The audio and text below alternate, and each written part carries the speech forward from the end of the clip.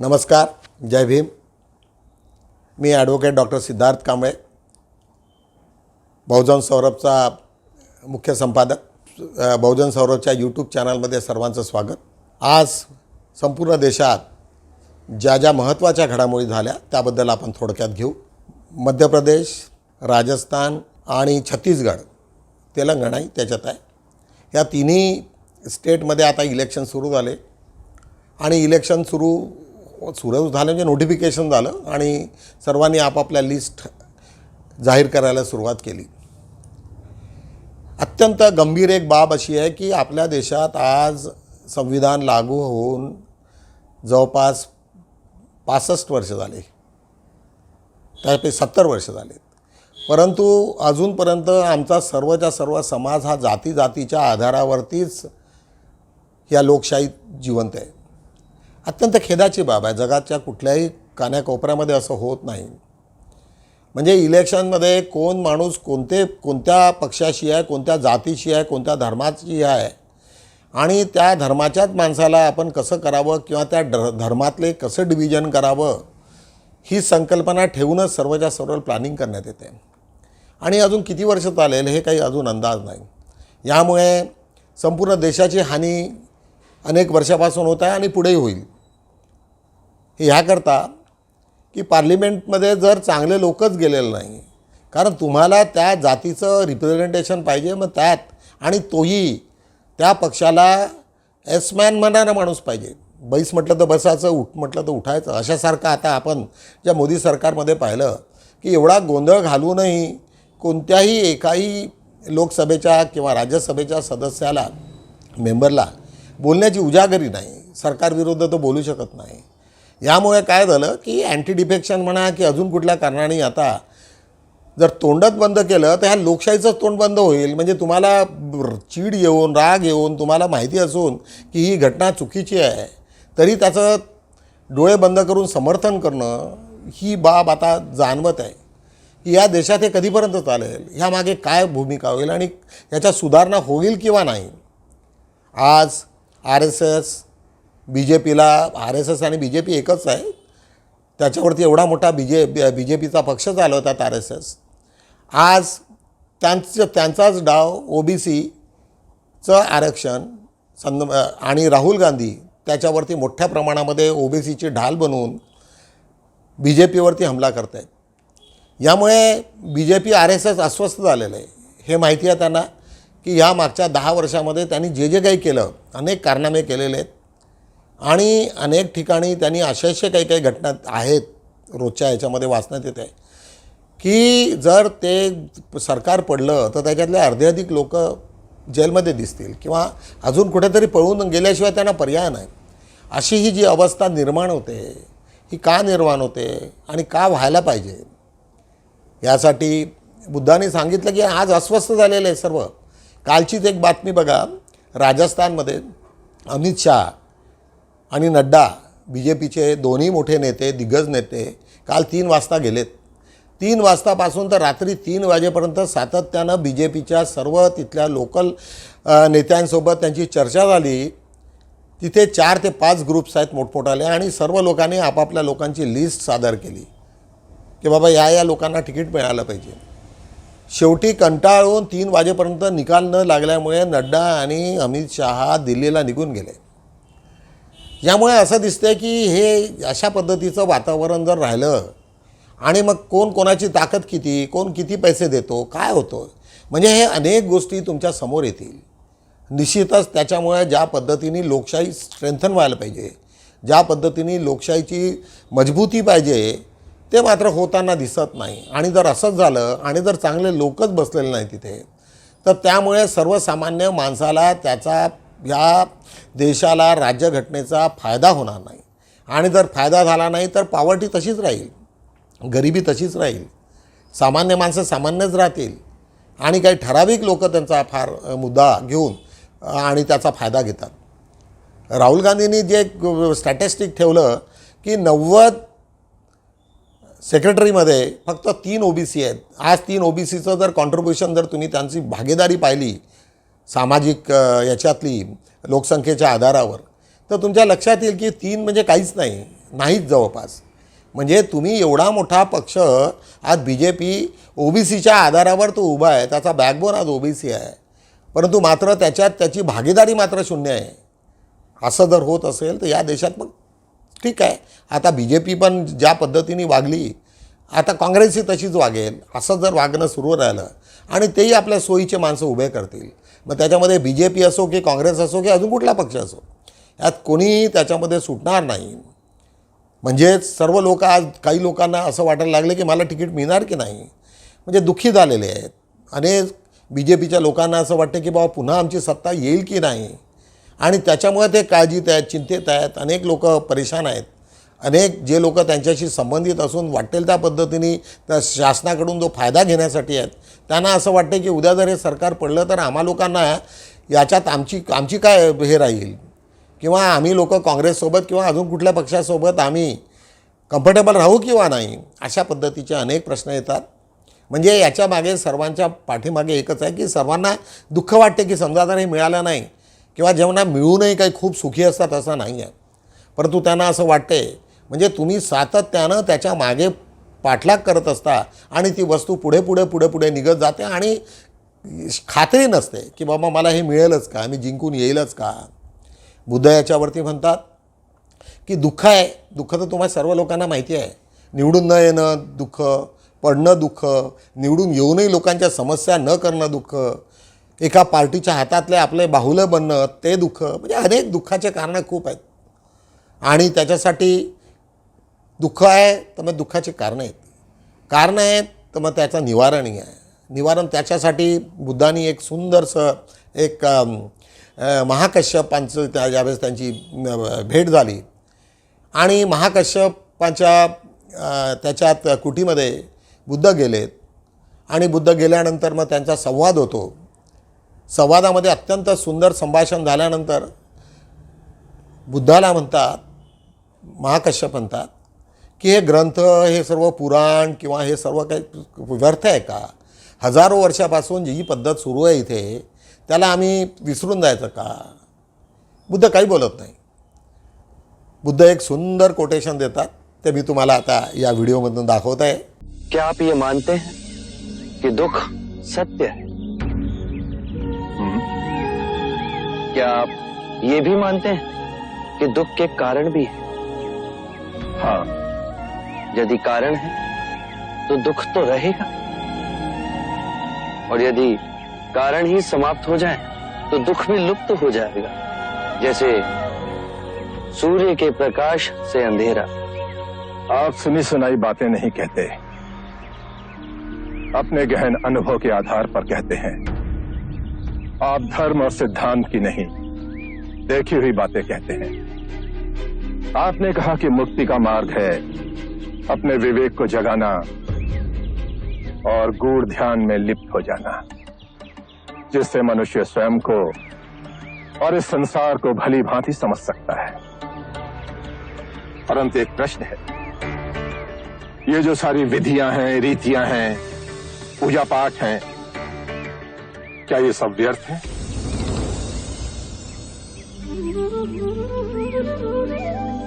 यदि कोई व्यक्ति इस नदी के दूसरे किनारे पर जाना चाहे तो वो क्या करे? यदि जल गहरा नहीं है तो वो चलकर जा सकता है, और यदि जल गहरा है तो वो नाव की सहायता से जा सकता है या स्वयं तैरकर जा सकता है. यदि वो चलना ना चाहे और ना ही तैरने को तैयार हो और ना ही नाव ले जाने को तैयार हो, और वो कहे कि मैं प्रार्थना करता हूं इस नदी का दूसरा किनारा स्वयं चलकर मेरे पास आ जाए, तब तो ऐसे व्यक्ति को मूर्ख कहेंगे, महामूर्ख. इसी प्रकार यदि व्यक्ति अज्ञान और भ्रांति को अपने विवेक से मिटाएगा नहीं तो परम आनंद और मुक्ति के दूसरे छोर पे कैसे पहुंच पाएगा?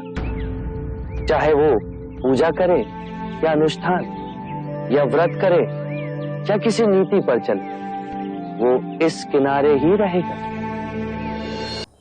तुम्हाला आता वाटलं असेल की किती सिंपल भाषेमध्ये बुद्धांनी त्यांना समजावून सांगितलं की जर एखादा माणूस नदीच्या तिकडे जाताना चालणारच नाही आणि फक्त अधिष्ठान करत राहील आणि देवपूजा करत राहील तर तिकडच्या त्या तीराचा एंड काही इथे येणार नाही. त्याच्यामुळे तुम्ही वाटेल तशी पूजा करा, वाटेल तसं काही करा, परंतु त्यामुळे काही होणार नाही. तुम्हाला सर्व माहिती आहे, सर्व अख्ख्या दुनियाला माहिती आहे की मी पूजापाठ करून परीक्षा पास नाही करू शकत, पूजापाठ करून मला एखादी घर नाही बांधता येत मला, किंवा अशा अनेक बाबी तुम्हाला फेस कराव्या लागतात, परंतु त्याच्यातून मात्र समजत नाही.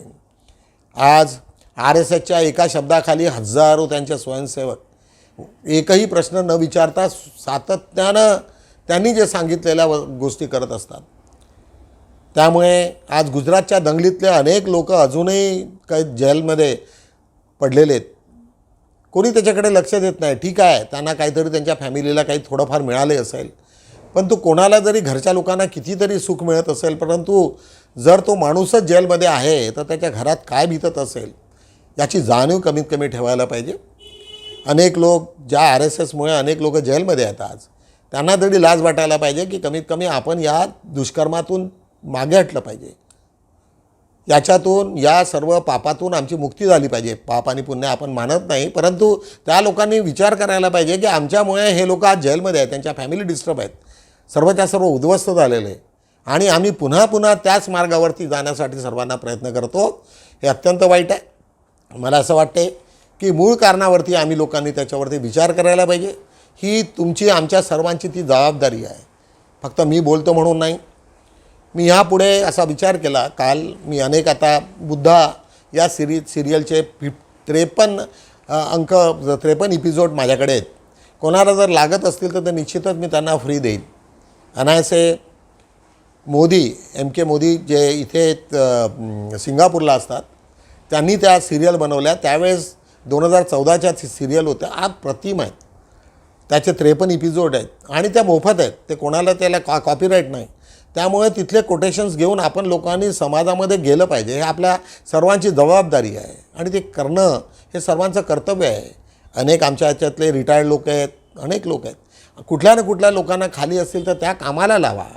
चांगल्या कामात जर लावलं तर बहुधा त्याचे फळं येणाऱ्या दिवसात किंवा येणाऱ्या जनरेशनला चांगले येतील, एवढंच मी बोलतो. आज बघूया आम्ही बहुजन सौरभमध्ये काय काय दिलं आहे त्याच्याकडे आपण वळूया. बहुजन सौरभच्या आजच्या पेपरमध्ये आम्ही हेडलाईन दिलेली आहे की आदिवासी जमातीत होणारी घुसखोरी थांबवा. शेड्यूल ट्राईब्सचे लोक आहेत, आदिवासी समाजाचं रिझर्वेशन आहे आणि त्याच्यात अनेक धनगर लोक ज्यांना आता रिझर्वेशनमध्ये नाही येते शेड्यूल ट्राईब्समध्ये, आणि त्यांना सातत्यानं हे सरकार आश्वासन देते की त्यांना आलेला जो फंड आहे ट्रायबलचा तो आम्ही तुम्हाला देऊ.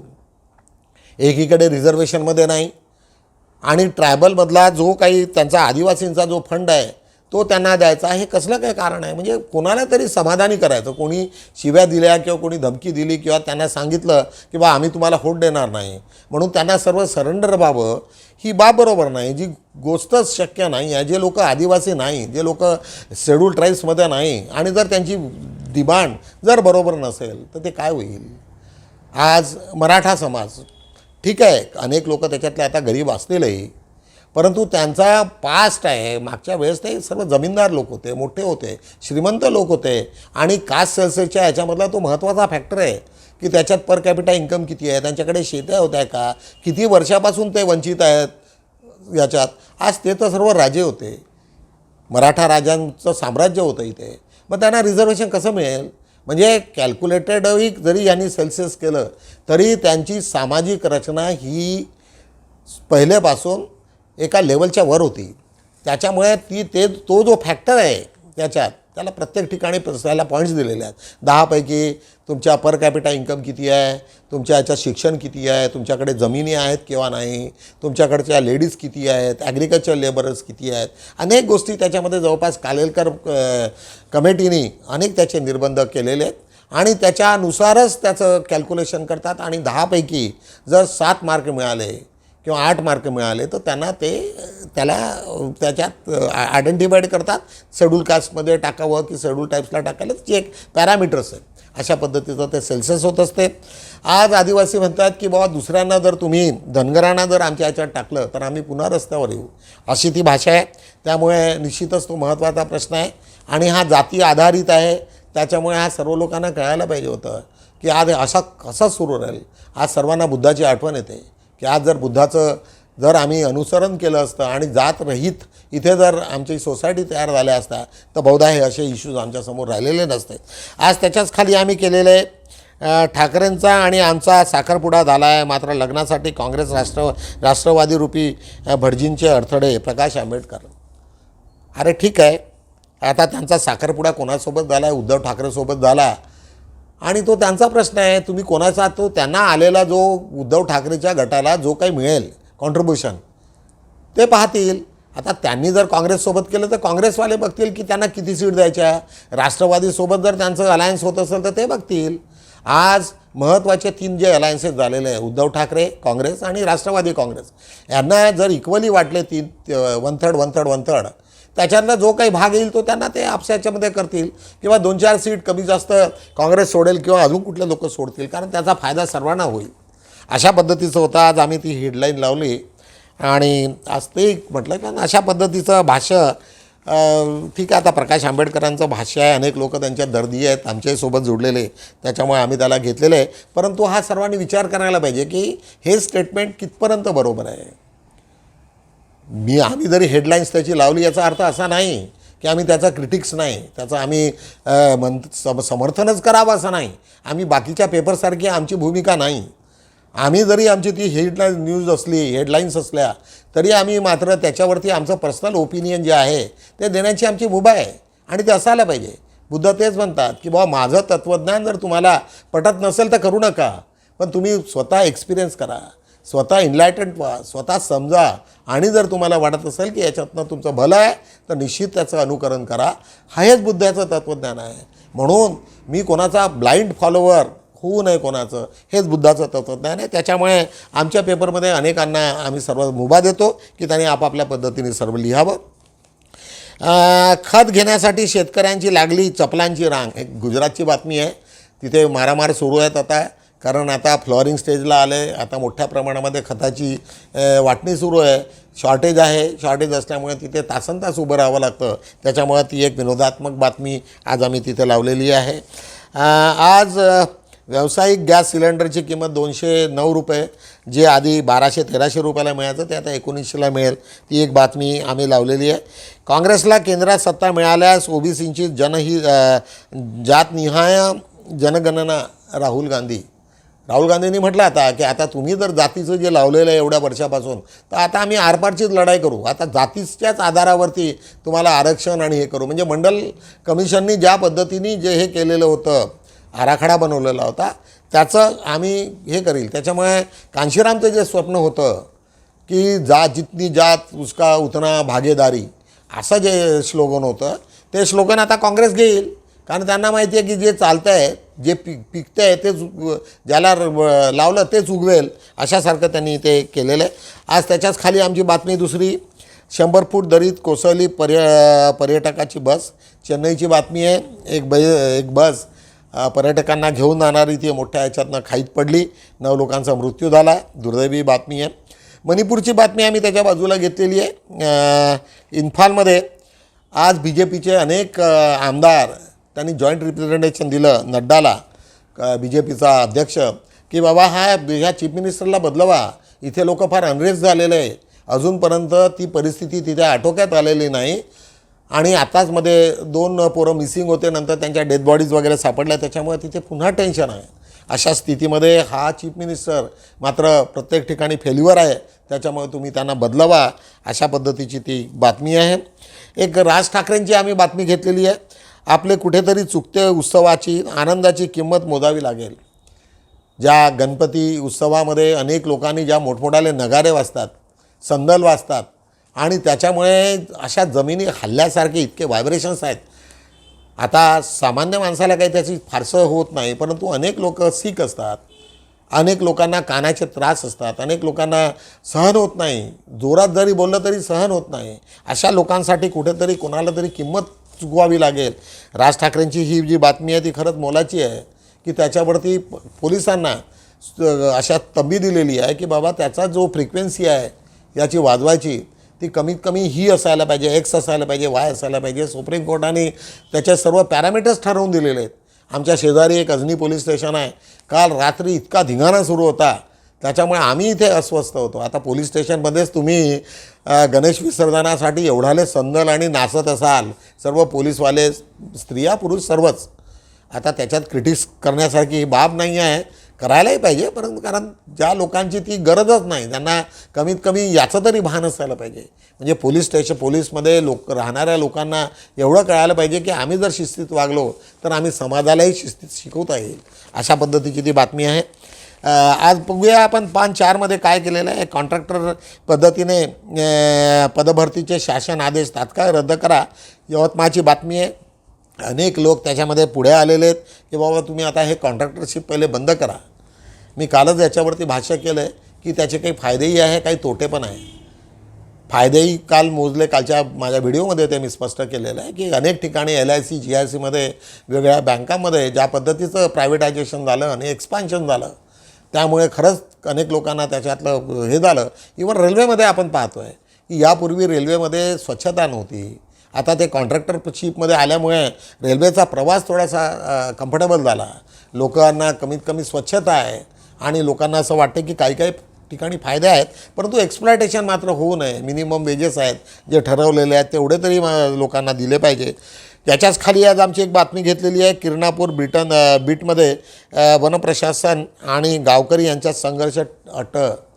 एक आमच्या रामटेकची बातमी आहे. काही जागा तिथे नॉन फॉरेस्ट म्हणून त्यांना दिली आणि त्यांना नोटिफिकेशन आणि बाकीच्या पूर्ण न होताच त्या लोकांनी कब्जे करून टाकलेले आहेत.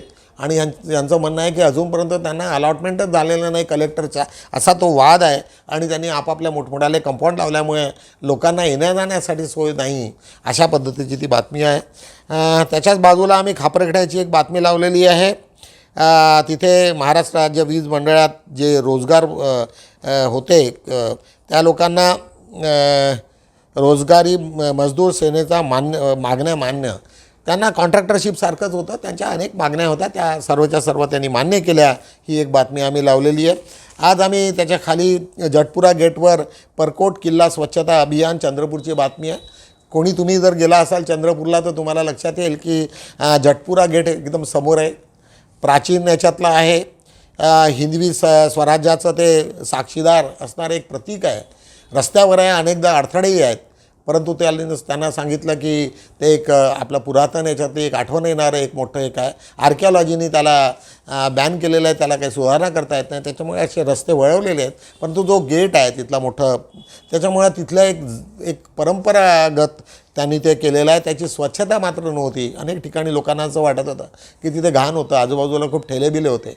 तर त्याची ते स्वच्छता अभियानाची एक सुरू झालेलं आहे आणि तिथल्या लोकांनी ते कमीत कमी तेवढं तरी एक इश्यू घेतला, फार बरं वाटलं. त्याच्याच खाली आज आम्ही महत्त्वाची बातमी घेतलेली आहे. गोंडवाना विद्यापीठात पदभरतीत गैरप्रकार. अनेक बाबी आहेत. अनेक तिथे काय अपंगाला घेतलं त्यांनी, तो UPचा आहे, त्याला तिथली लोकल भाषा येत नाही. मुळातच गोंडवाना विद्यापीठाची निर्मिती तिथल्या लोकल लोकांना कुठेतरी प्राधान्य देण्यात येईल या अर्थानं होतं, परंतु ते मात्र उलटं झालेलं आहे. अनेक लोक चांगल्या educated PhD holder net set pass असणाऱ्या लोकांना डावलून भलत्याच लोकांना तिथे घेण्याच्या अशा अनेक तक्रारी झालेल्या आहेत. आणि ते संपूर्ण हा लेख आम्ही त्याच्यात दिलेले एक बातमी म्हणून टाकलेली आहे. आज बघूया आपण पान 2वरती आपण काय केलेलं आहे, आज ते बघू. पान 2वरती आजचा जो अग्रलेख आहे, आज आम्ही तो चांगला रंगवला आहे. स्वतंत्र भारताच्या पहिल्या हरित क्रांतीचे जनक डॉक्टर MS स्वामीनाथन. कालच आम्ही डॉक्टर स्वामीनाथन याच्यावरती बोललेलं आहे की आज आमची जी भारतात ॲग्रिकल्चरचं प्रोडक्शन जे वाढलेलं आहे, ज्या पद्धतीचा मोठा भाग जिथे 1 टन होतं तर इथे 10 टनात व्हायला लागलेलं आहे. म्हणजे कमी जागेत जास्त उत्पन्न, आणि त्यासाठी सर्वात जर जास्त कोणाला श्रेय जात असेल, सर्व श्रेय हे जात असते MS स्वामीनाथन. काल ते 92 वर्षाचे होते, त्यांचा डेथ झाला, परंतु त्यांनी आयुष्यभर जे शेतकऱ्यांसाठी काम केलं त्याचं आज आम्ही त्याच्यावरती एक मोठा अग्रलेख दिलेला आहे. आज आमचे नागेश चौधरी यांनी महात्मा फुले मुस्लिम आणि ख्रिश्चन याच्यामधलं थोडंसं एक वर्णन करणारा लेख दिला की ज्यावेळेस महात्मा ज्योतिबा फुले ज्यावेळेस आपल्या कामासाठी निघालेत आणि आपला सावित्रीबाईंसोबत आणि शिक्षणाचं जे काम करायला लागलात, त्याच्यामुळे संपूर्ण ब्राह्मण समाज त्यांच्या घरी जाऊन त्यांच्या वडिलांना सांगितलं की या पोराला हाकला पहिले घराच्या बाहेर, नाही आता हा समाज खराब करेल. परंतु त्यावेळेस सर्वात जास्त महात्मा ज्योतिबा फुलेला जी कोणी मदत केली असेल त्याच्यात मुस्लिम आणि ख्रिश्चन हेच फक्त 2 समाज होते की जे त्यांना हे केलं, मनोबल त्यांचं वाढवलं आणि त्यांना शेल्टर दिलं आणि अनेक ठिकाणी त्यांना मदत केल्याचा हा लेख आहे. नागेश भाऊंनी ते तर सातत्यानंच आपली त्यांची लेखणी म्हणजे एकदम पॉयझन असतं त्यांच्या लेखांमध्ये आणि ते ज्या पद्धतीची ती जी लेखणी चालते तर त्यांचे लेख वाचल्याच्या नंतरच तुम्हाला लक्षात येईल. म्हणून तुम्ही बहुजन सौरभचे हे निश्चित वाचा. सौरभ निमसरकार स्वयंचलित वाहनाच्या भविष्यासाठी व्हॅन डिझाईनमध्ये क्रांती घडवली. तुम्हा सर्व लोकांना माहिती आहे की आता ड्रायव्हरची गरज नाही, तिथं ॲटोमॅटिक हे केलं. आता तुम्हाला विमानाची माहिती आहे की एकदा प्रोग्राम फिट झाला की तो ॲटोमॅटिकली ते सर्व आपलं करत असते. चायनामध्ये मोठ्या प्रमाणामध्ये ते सुरुवात झालेली आहे की तुम्हाला तुमच्या पर्टिक्युलर एका स्पॉटवरती ते ॲटोमॅटिकली ते व्हेकल येईल, ती बसेल, तिथे पॅसेंजर आहे, ॲटोमॅटिकली तुमचं हे सुरू होईल आणि त्या पर्टिक्युलर दुसऱ्या स्टॉपवरती जाईल. आता तुम्हाला दळणवळणाचं जे काही प्रयोग झालेत आता इंटरनेटच्या जमान्यामध्ये पूर्ण जगात आपण जरी एक जण बोलत असेल तर दुसऱ्याला आपण हे होत नाही. याचंच जेव्हा रूपांतर फिजिकल फॉर्मॅटमध्ये होईल, आता नॉन फिजिकल फॉर्मॅटमध्ये आहे, तो जेव्हा फिजिकल फॉर्मॅट होईल तर या जगाचं चित्र कसं राहील हे फक्त कल्पनाच आज आपल्याला करता येईल. त्याच्यामुळे हे एक मोठं काम आहे आणि त्यांनी ज्या पद्धतीने निमसरकारांनी ज्या डिझाईन्स तयार केल्या त्यांना अनेक पारितोषिक मिळाले आणि त्याच्यात त्यांची प्रशंसा होते आहे. तो एक आम्ही सौरभ निमसरकार यांचा एक मोठा लेख आम्ही टाकलेला आहे. आज सामाजिक चळवळीच्या याच्यातही ऐतिहासिक कॅलेंडरमध्ये एकनाथ सोमकोरांनी आज बरेच महत्त्वाचे बाबी स्पेशली आंबेडकरी समाजासाठी अत्यंत महत्त्वाच्या बाबी त्यांनी आज मांडलेल्या आहेत. त्याच्यात आज खाली आम्ही इंडिया हे शब्द गुलामीचे प्रतीक म्हणून आम्ही सातत्यानं आजचा 4-5वा दिवस असेल होमेश भुजाडेंचा आहे. त्यामध्ये त्यांनी स्पष्ट केलेलं आहे की भारत आणि इंडियाचं नावासाठी ज्यावेळेस पार्लिमेंटमध्ये राजकीय झालं म्हणजे व्होटिंग झाली की बाबा कोणाला, तर एकीकडे 38 मतं विरोधात पडले आणि बाबासाहेब आणि त्यांना बाकीचे लोक जे इंडियाचं समर्थन करणारे होते त्यांना 51 मतं पडले. आता ही पार्श्वभूमी RSSला माहिती आहे की त्यावेळेस सर्वात मते जे ठरलं, इंडिया नाव कसं आलं, इंडस व्हॅलीमधून आलं आणि या देशाची ओळखच तशी होती. ह्या सर्व बाबी माहिती असताना मधल्या पिरियडमध्ये उगीचच RSSने तो एक विषय काढला आणि जिकडे तिकडे चर्चेला त्याचं हे आलं. काही वायफळ चर्चा होती आणि त्याच्यातनं निष्पन्न मात्र काही झालेलं नाही. म्हणजे ही सातत्यानं RSSची अशा खेळी असतात, काहीतरी काढून टाकायचं आणि नंतर सर्व लोकांना खेळवत ठेवायचं. त्याच्यामुळे लोकांना कळतं की बाबा याच्यामधला असाच पार्श्वभूमी होती आणि शेवटी मग त्या विषयाला काही हात न लावता तसंच राहिला तो विषय आणि गप्प राहिले. आज आम्ही पान 3वरती बघूया काय लिहिलेलं आहे. डॉक्टर विनायक हे आदिवासी समाजाचे आहेत आणि त्यांनी ज्या पद्धतीने आदिवासीचे राजकारण, नवे चिंतन आणि नवे आकलन, मी आताच त्याच्यावरती बोललो आहे की आदिवासींचं जे आहे, जरी इकडे गोंडराजा वगैरे असलं त्यांचं साम्राज्य काही भागात असलं, परंतु आदिवासींची जी अवस्था आज दिसते भारतात अत्यंत वाईट आहे. आणि त्यामुळे ते म्हणत आहेत की बा आमचंच रिझर्वेशन जर धनगर समाजाने खाल्लं तर आमचं काय होईल. म्हणजे आज रिझर्वेशन असूनही अनेक ठिकाणी त्यांना कॅन्डिडेटच नाही, अशी अवस्था आज त्यांची झालेली आहे. आणि याच्यातही त्यांनी त्यांची जे पूर्ण आज चिंतन करण्याची गरज असल्याचा हा लेख आहे. अत्यंत सुंदर लेख आहे, क्रमशः आहे आणि आज आहे, उद्या पुन्हा आम्ही त्याच्यावरती घेऊ. आज त्याच्याच खाली महिलांचे आगळे वेगळे धम्म शिबिर एक विलास गजबी यांनी आमचा हा लेख लिहिलेला आहे. डॉक्टर बाबासाहेब आंबेडकरांनी दीक्षा दिल्यानंतर स्त्रियांचं आमच्या स्पेशली आंबेडकराईट समाजामध्ये स्त्रियांना फार मोठ्या प्रमाणामध्ये एक थोडं शेल्टर मिळालं आणि त्याचं समर्थन आमच्या आंबेडकरी समाजाने सुद्धा केलं. ज्या पद्धतीने बाकीच्या स्त्रिया OBCमधल्या असो की दुसऱ्या कास्टमधल्या असल्या त्या तेवढं समर्थन करत नाही तिथले पुरुष, परंतु सुदैवानं आंबेडकरी समाजातल्या सर्व पुरुषांनी स्त्रियांना समर्थन केलं आणि आज त्याचं समाजाचं जे चित्र आहे ते दुसऱ्यांपेक्षा आज वेगळं आपलं दिसतं आहे.